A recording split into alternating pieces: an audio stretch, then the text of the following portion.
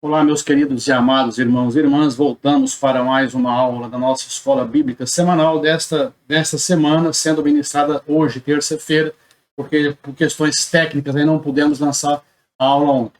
A aula de hoje, então, continuando na temática do Espírito Santo, nós teremos aqui a pneumatologia, o Espírito Santo no Antigo Testamento. Vamos tratar de algumas abordagens. O Espírito Santo, essa palavra, esse termo Espírito Santo só consta 3 vezes no Antigo Testamento, com essa conotação.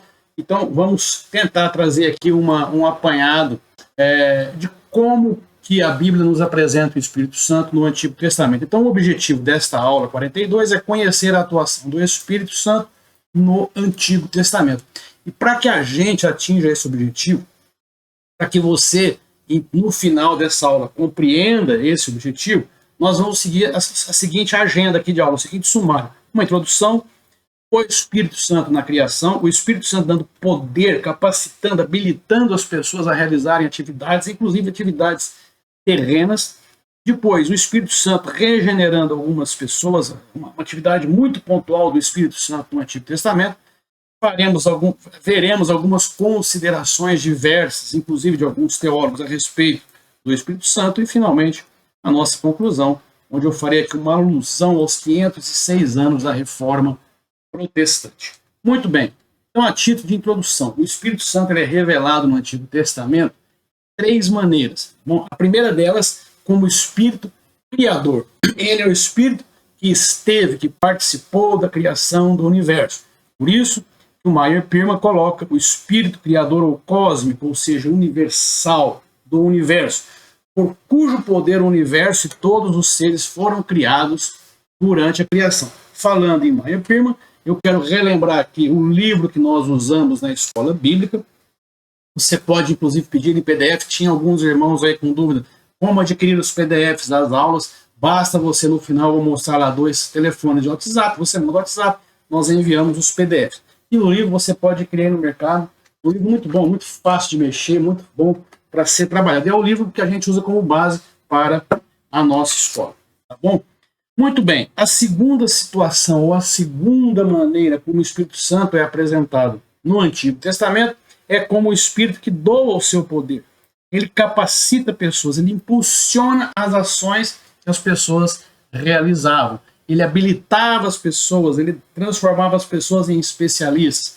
E isso, atividades tanto no tabernáculo, atividades materiais, né? Trabalhadores pessoais, pessoas que tinham grandes habilidades, o Espírito Santo, juízes, profetas, enfim. E, finalmente, o Espírito regenerando. Essa é uma atividade mais pontual do Espírito Santo no Antigo Testamento, mas ele transformando as pessoas, mudando o comportamento, mudando as atitudes. Nós entendemos hoje, dentro do conceito da doutrina da salvação, que o Espírito Santo nos regenera permanentemente.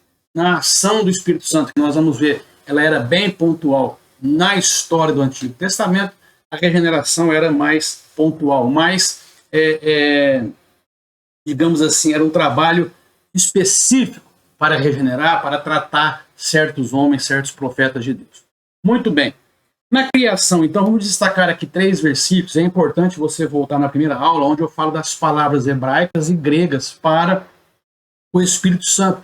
Nós temos muito a palavra ruach no Antigo Testamento, em hebraico, que tem esse sentido de vento, ou em algumas traduções, sopro. Então, o texto que o Meyer Pirma cita de Gênesis 1, capítulo 1, versículo 2, a terra era sem forma e vazia, e havia trevas sobre a face do abismo, e o Espírito de Deus, isso aqui traduzido do hebraico, vento de Deus, se movia sobre a face das águas. Quando você traduz como vento, o verbo ali é traduzido, na verdade, por soprava. E o vento ou soprava ou agitava, né, a face das águas. No Salmo 33, no versículo 6, pela palavra do Senhor foram feitos os céus e todo o exército deles, ou seja, o exército celeste, pelo Espírito, também traduzido como sopro da sua boca. E, finalmente, no Salmo 104, verso 30, envias o teu Espírito, sopro, e são criados, e assim renovas a face da terra.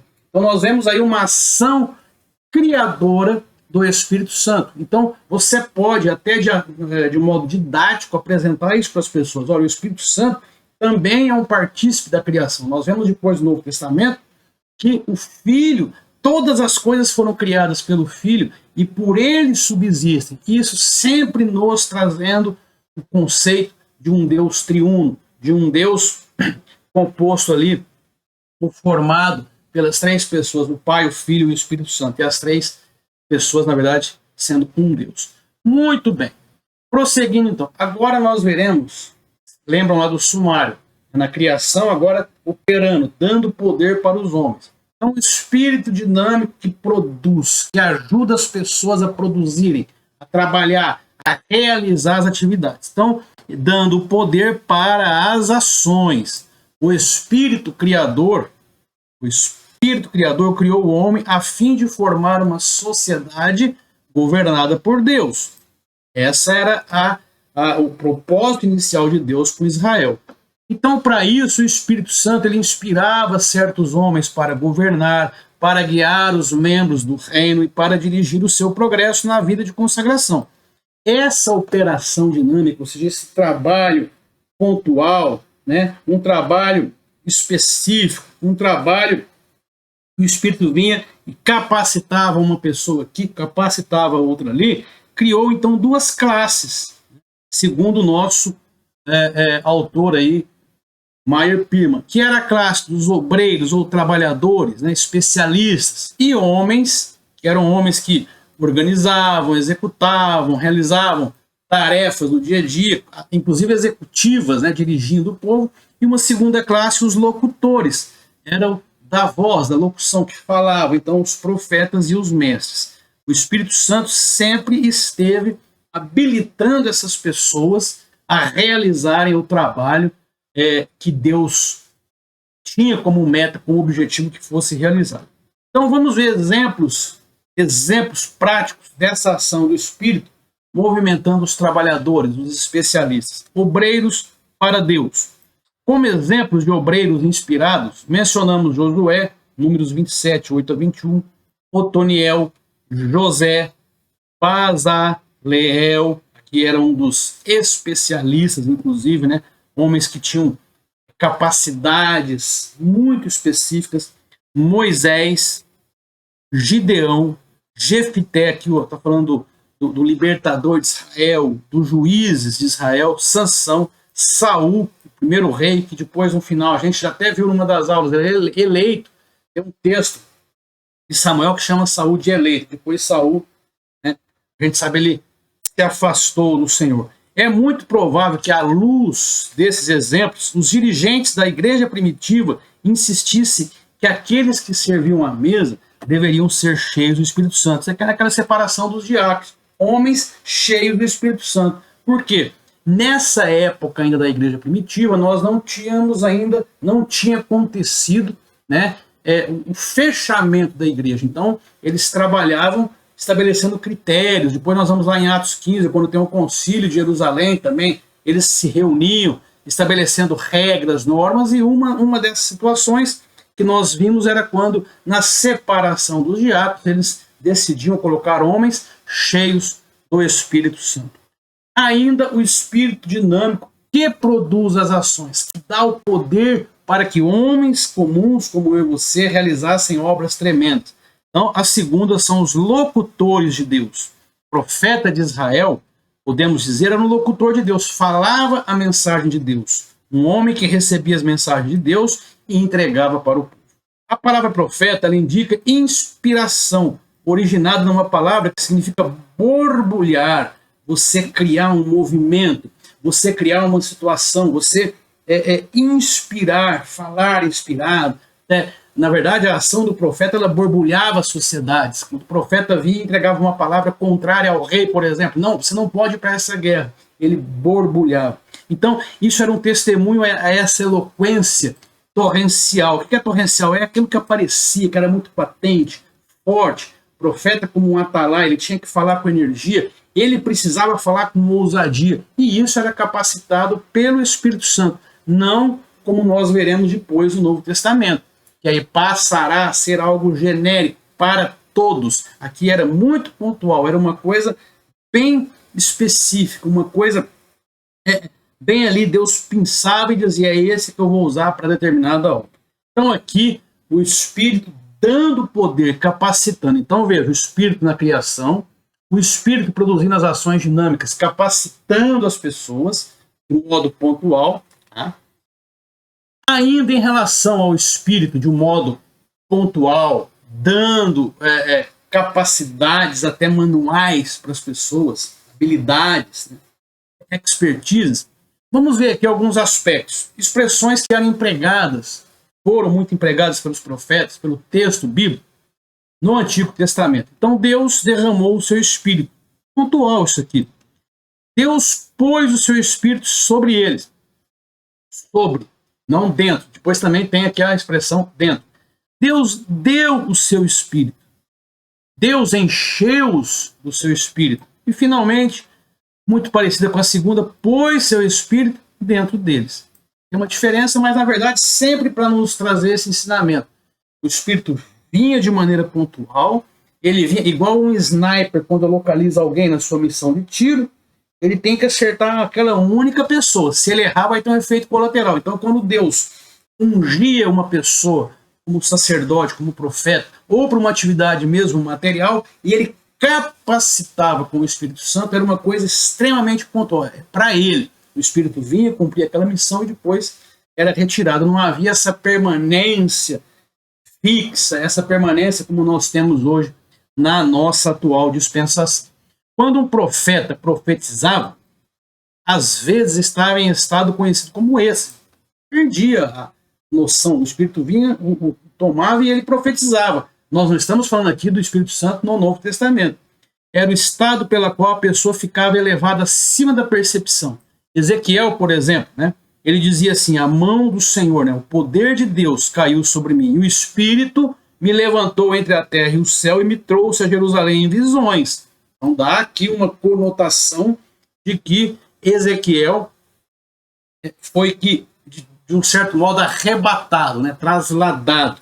Outro exemplo, o caso de Isaías, lá em Isaías 6, quando Isaías se espanta, que ele vê a glória de Deus, né, quando o Senhor pergunta, quem enviarei? Quem há de ir por nós? Então esse caso de Isaías, ele viu a glória de Jeová, Isaías 6.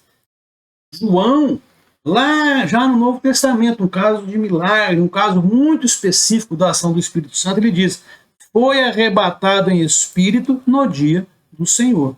Isso está lá no início do livro de Apocalipse. Então, são momentos, são situações que o Espírito Santo toma o profeta, toma o sacerdote e cumpre a sua tarefa.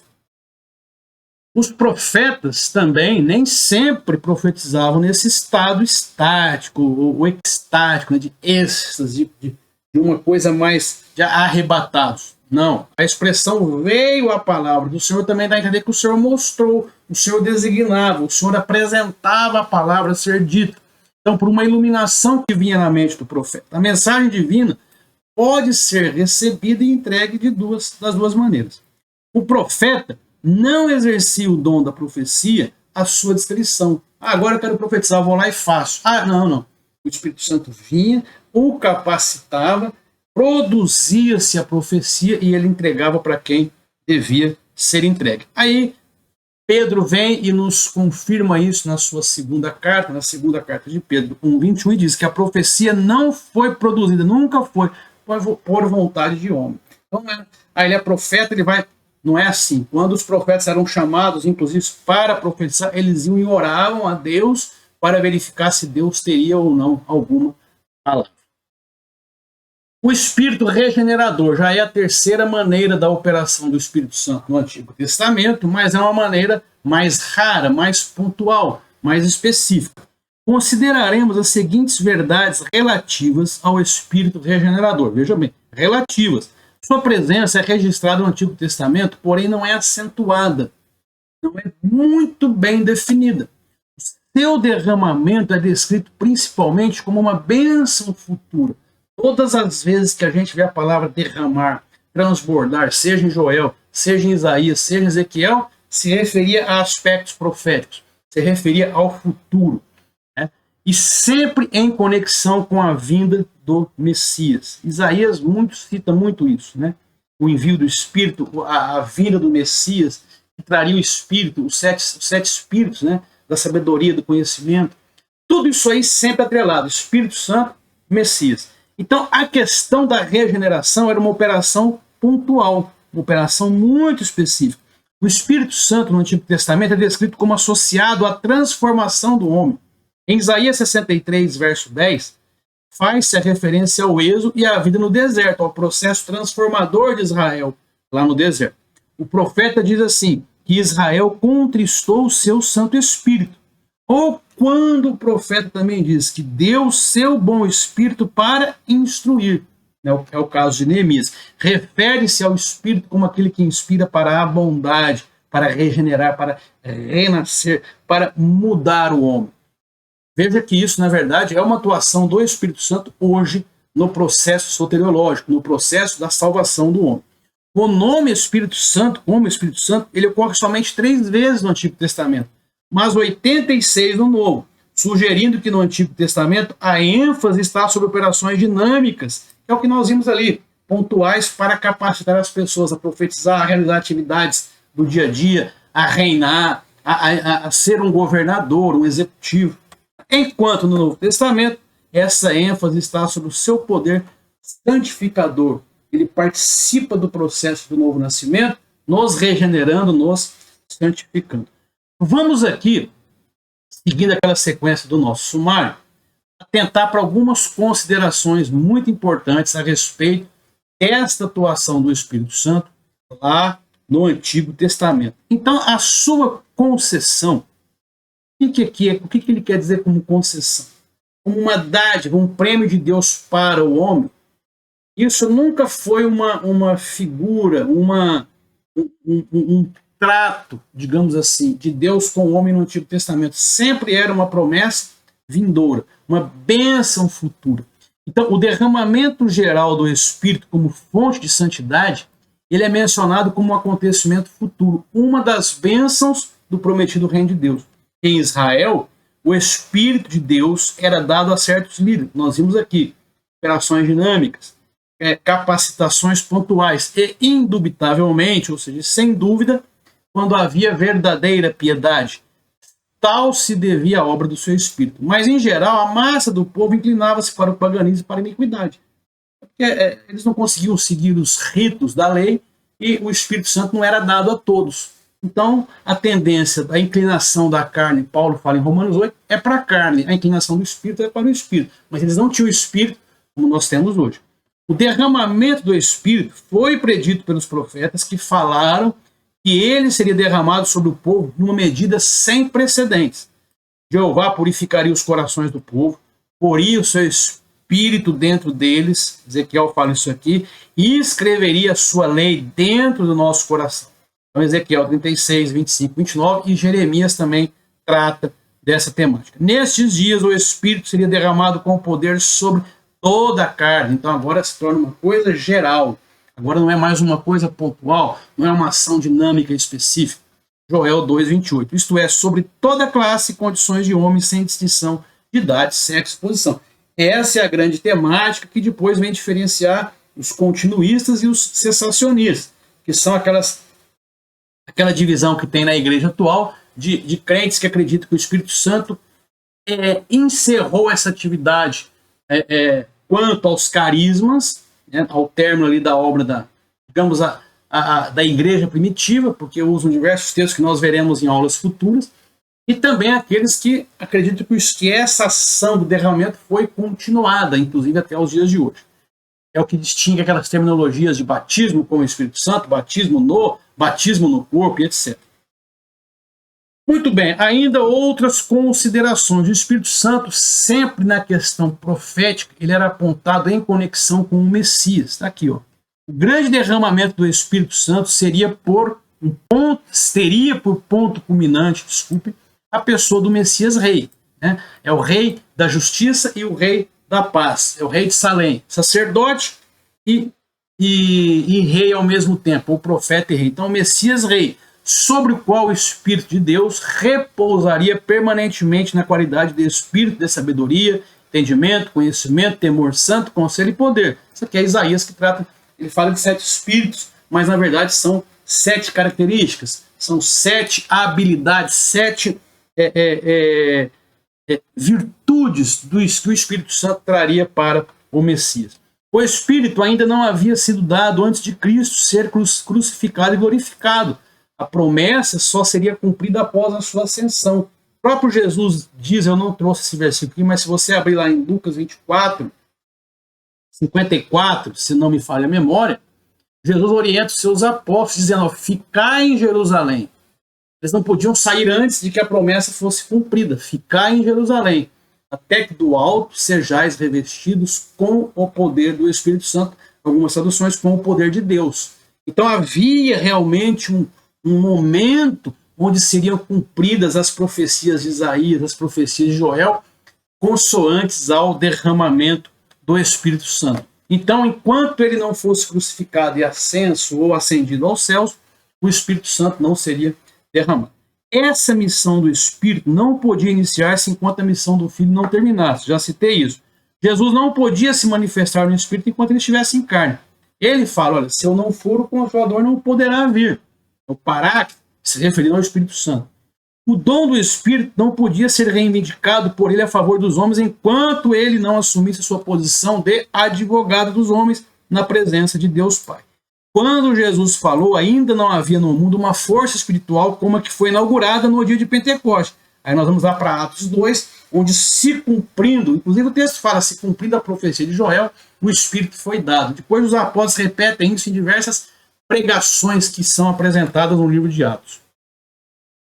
Ainda outras considerações. Nos tempos do Antigo Testamento, o Espírito Santo não era dado universalmente, eu já mostrei isso. Era pontual, era específico, eram missões bem muito particularizadas, muito pontuais. Então, de modo geral, a ação do Espírito ela era limitada a Israel e concedido segundo a soberana vontade de Deus a alguns indivíduos, profetas, sacerdotes, reis e obreiros, né? Trabalhadores, pessoas que tinham habilidades para marcenaria, carpintaria, trabalhar com ferragens. O Espírito Santo habilitava essas pessoas para esses trabalhos. Alguns eruditos creem que a concessão do Espírito nos tempos do Antigo Testamento não envolve a morada ou permanência. Por aquelas frases que nós buscamos lá, muito comuns no Antigo Testamento. O Espírito desceu sobre, o Espírito atuou dentro, e veio o Espírito, mas nunca algo permanente, como nós temos hoje. O Espírito habita em nós, e nós cremos nisso, e nós veremos isso depois, a obra do Espírito Santo já no Novo Testamento. Eles explicam que a palavra dom, ou charisma, do grego, implica possessão e permanência. Então, nós pertencemos hoje ao Espírito Santo, e ele permanece em nós, o que não acontecia na época, no texto do Antigo Testamento. E nesse sentido, então, não havia dom do Espírito no Antigo Testamento. O Espírito habilitava as pessoas, o Espírito capacitava, mas não era com esse foco ou esse enfoque dos dons. Muito bem, meus queridos, para a gente fechar, fazer aqui uma alusão, hoje dia 31, foi apenas coincidência nós termos atrasado a aula de ontem. Então hoje a gente celebra aí 506 anos da Reforma Protestante com o desafio de prosseguirmos ensinando a palavra. Muito mais nesses dias, muito mais nessa geração, nós precisamos aprofundar no texto bíblico. Embora a gente sempre diz isso, o professor Martinez diz, embora nós usamos esse livro, tem algumas coisas que às vezes constam aqui que nós não entendemos como ele. A gente busca então em outras literaturas para ensinar para vocês. Por quê? Porque é muito importante que esse espírito de Lutero, de protestar, de verificar esse espírito bereano, permaneça conosco. Que nós tenhamos essa proatividade de continuarmos realizando a reforma e assim aprimorando nosso conhecimento, buscando a Deus de uma maneira melhor, levando os ensinamentos para o povo de Deus. Tá bom? E aqui eu deixo então os dois contatos onde você poderá pedir o seu PDF, onde nós temos o livro também em PDF, e você pode entrar em contato, nós remeteremos para vocês, tá bom? Fiquem todos na paz do Senhor Jesus. Nos vemos, então, na próxima aula, na 43ª aula, o Espírito Santo no Novo Testamento, mais especialmente o Espírito Santo sobre Cristo. Tá bom? Vejo vocês aí na próxima semana. Um grande abraço a todos.